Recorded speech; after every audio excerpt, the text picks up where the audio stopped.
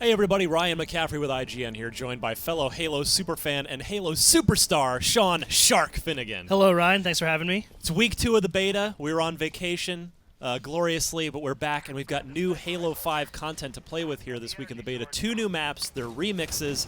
Here we're looking at Eden, which compared to Empire in week 1, interestingly, Empire is actually a remix of Eden. Eden is the original map, so we're looking at Eden here, and we're watching you play. No doubt, I'm sure you've made yourself look good here, picked out a good match for us to watch. I did. It took me a little bit of time just because we've been having some matchmaking issues and stuff lately, but this is a match that I played last night, recorded it, and you and me played last night too. Yeah, but talk to me about this map. How are you feeling about it? Compare it to Empire, which everybody got to play in the first week. Because speaking for me, I initially liked Empire better, and then I warmed up to this one pretty quickly. And I'm at the point where I kind of like them both about the same for different reasons. Tell me about what you think about this map. So I find Empire to be a little bit more convoluted than Eden. I like Eden better. Yeah? I like that Eden's center is a little bit more open. With the catwalk there, too? Yeah, you have two sort of different leveled catwalks that are accessible from a whole bunch of different areas, right? Like you have middle platforms, you have ramps going up to them, this stairwell here that you saw me just pass by. You can use the height advantage to your Pop all that the time. guy. Yeah, like I did just right there. Like I saw him running around the corner, I was like, I know that guy's got a sword, so I'm just gonna go up here. I like Eden a lot better than Empire, actually.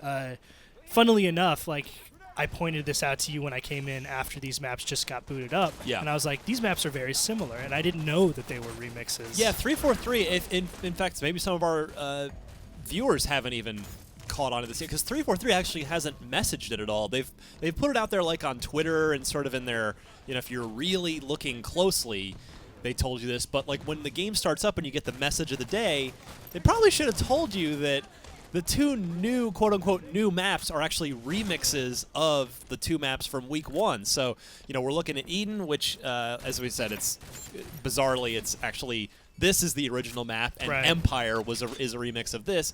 And then we'll have, we'll go play Regret, which is a remix of Truth, which is, of course, Midship 2.0. Yeah, and I came in that next day and I was like, do you find that Eden's a little bit too much like Empire? And you're like, well, it's supposed to be that way. It's not you, dude. Yeah, it's on purpose. But like I said, I do like Eden a lot better. The middle is far more open. You have these great battle rifle battles where you're kind of fighting people on different platforms or in different rooms. You just didn't really get that from Empire in my experience because there's just too many walls and platforms in the way. Now, I will say it's not quite an apples-to-apples comparison because with Empire in week 1, it was AR starts. Yeah. And now here with Eden, they're BR starts. So it definitely changes the flow and the just the way the map plays. Absolutely. And actually one of the things that I was thinking about when we first switched over to BRs was it solidified my belief that the SMG and the assault rifle are not overpowered. Like when I first started playing it in week 1, I was like, these guns feel a little strong, But now that we have BRs in the BR starts, thank you. They feel totally balanced. Yeah, I have definitely not fared as well since we switched over to BR starts because it's you're putting a super useful ranged weapon in the hands of skilled people. I think because I'm okay at Halo. I'm not great at Halo, and my KDR was way higher in week 1 than it is here. But I'm getting I'm kind of getting a better feel. You really do, particularly with BR starts. You got to stick with your teammates. This is you true. just can't freelance in this. One of the problems that I have is I'm too much of a Halo hero, which is like I try and do everything by myself. And sometimes that wins us games because I'm pretty decent at Halo. Other times, like I was telling you, since I try and do everything by myself, against a better team who has better teamwork, there are 3 guys here. Yeah, I will always lose, and there are games where I go 3-30. And we're not watching those games. Yeah, because that's not fun to watch. Even like last this game, night I went like 15-6, but you went 3-7. Yeah, and I was like, we're not showing that game. Yeah, of course. Said shot there.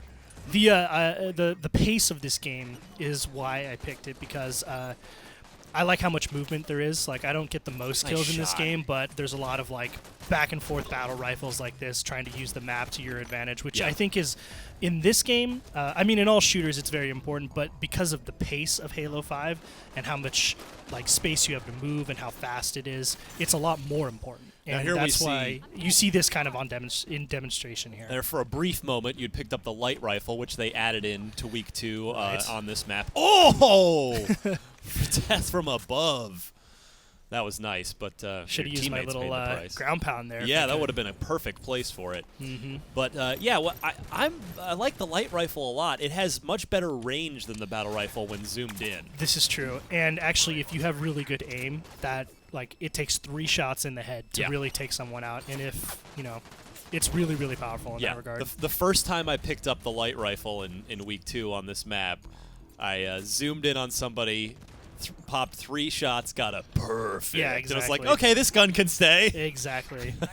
Hopefully we'll see a binary rifle sometime soon. Yeah, we'll see. That There was my are now, favorite. and there are. Let's see. There are, what is it? I believe it's 2 light rifles on this map. One in the base, and then one outside in the middle. Yes. So there are a couple for each team. I know when you start this map, you like to gun right for that energy sword. I go right for this. I mean, it really depends on, like, if I'm playing with a team or not. Yeah.